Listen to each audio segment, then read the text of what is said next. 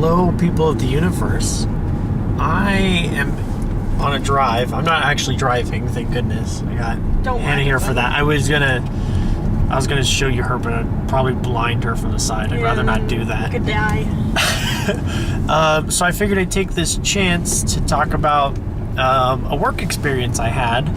I was gonna do Wendy's, but I actually just thought of my work experience from a place called Vector.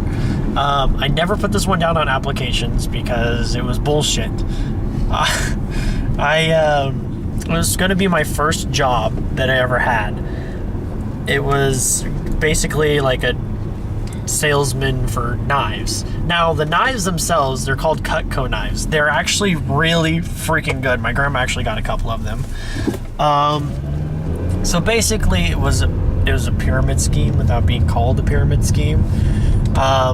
What I was supposed to do was go kind of door to door or call people, set up an appointment with them or whatever, and then, talk about the knives for about an hour and a half and see if they buy them. Now, the only the main problem I had, besides them calling at like 7 o'clock in the morning with this like pumped up like, oh, your day's getting started, blah, blah, blah bullshit.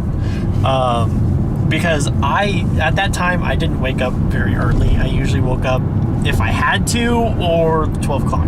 That was the only time. If I had to wake up, it was probably like for school. But so what I did, I went and did. You're supposed to sell to homemakers that were at least 30 years or older, and you're either paid per hour or like 10% of the profit that you sold, whichever was more. Now, I sold a few knives, and I did the math for both, like how many people I've sold to. I did the math on the hours and the percentage. It was supposed to be like $200 and something for like my first paycheck. I was like, oh, that's pretty cool considering I don't have to pay rent or anything. Nowadays, I'd be like, this is bullshit. But so when I went in to get my check, it was like $22, and I was like, I was like, why is it only $22? They're like, oh, you were supposed to sell to homemakers, and I was like, I did. Homemakers, and their terms was they owned their home, and they did. They owned their home.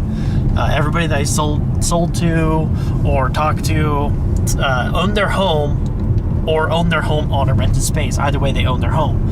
And they're like, oh, they're supposed to be working members of our society or something like that. And truth be told, the people I did sell to were retired. But they didn't specify that when they were doing that stuff, of course, because it's pyramid scheme. How did they get that information? I don't remember. I probably had to put it down.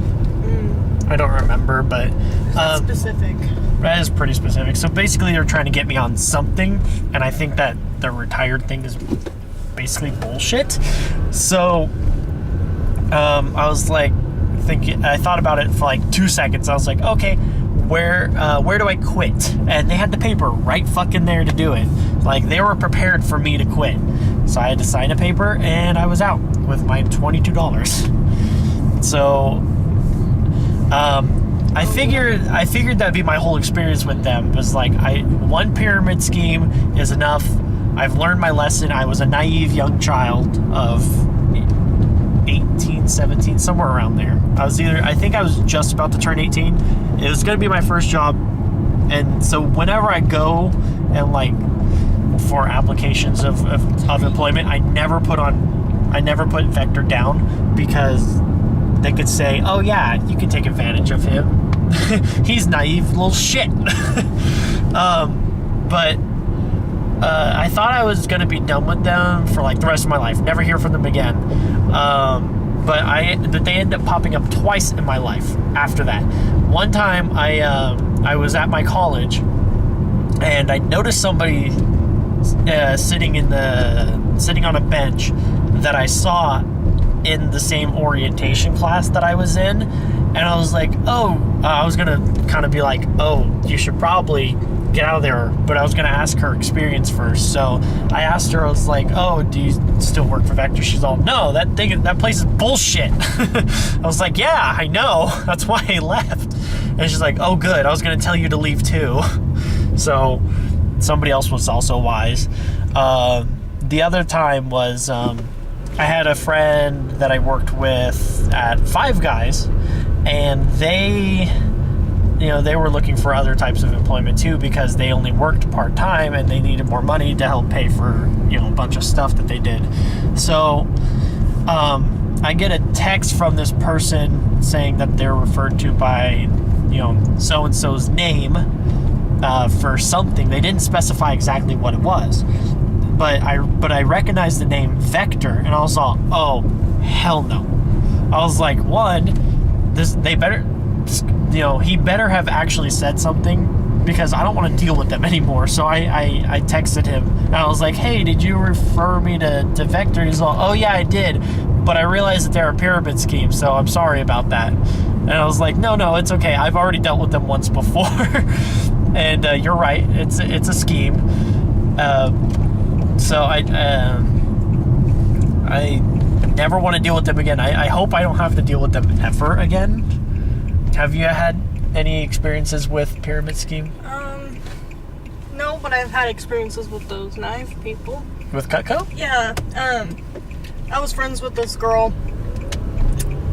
I'm not even gonna come up with a fake name for her. So, she worked for a restaurant, and she also sold those knives too. But she's like, oh, they're the best, you should get in. And I'm like, I'm good. To be fair, the knives are superb. Oh yeah, they are actually I've really cut good. the knives before. They were great. But I'm like, I don't want to go door to door. I'm not that kind of person. Oh, she was trying to recruit you. Yeah. Oh, I thought she was just trying to get you to buy a knife. Both. And I'm like, I am moving, like, upstate. I don't have time for this shit. Really? Yeah, so that's really my experience. Next time, I don't know what I'll talk about next time, but this has been Vector. Fuck Vector. I just wish, there's probably a better way to get the knives than through some salesman. Yeah, I bet I can get them on Amazon. Yeah, I'm pretty sure that works. All right.